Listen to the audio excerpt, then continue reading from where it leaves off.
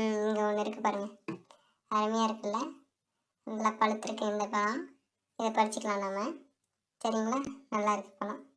இதை எடுத்துகிட்டு போய் நம்ம இப்போ வந்து ஒரு கிண்ணத்தில் போட்டு வச்சுக்கலாம். ஓகே, நம்ம இதில் இப்போ போட்டு ஓகே பார்த்தீங்களா எவ்வளோ பழம்?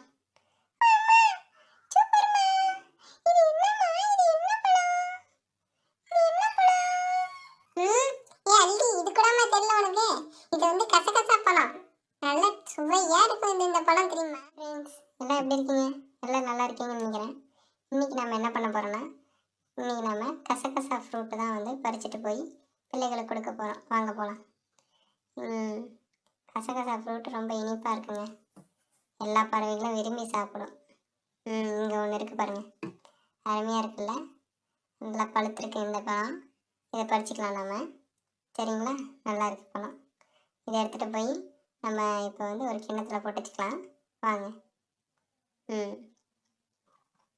ஓகே, நம்ம இதில் இப்போ போட்டு வச்சாச்சு.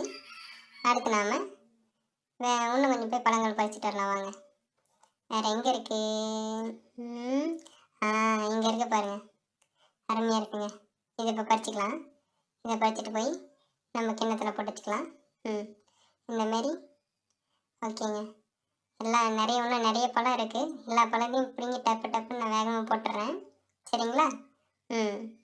சரிங்க. இங்கே தான் இங்கே இருக்கணுமே. ஓகே.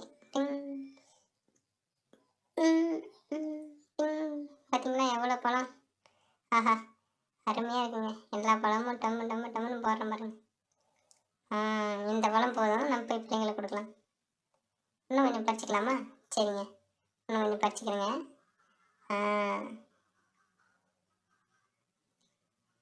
சரிங்க, இந்த பழம் போதும். இதெல்லாம் எடுத்துகிட்டு போய் பிள்ளைங்களுக்கு கொடுக்கலாம். வாங்க போகலாம்.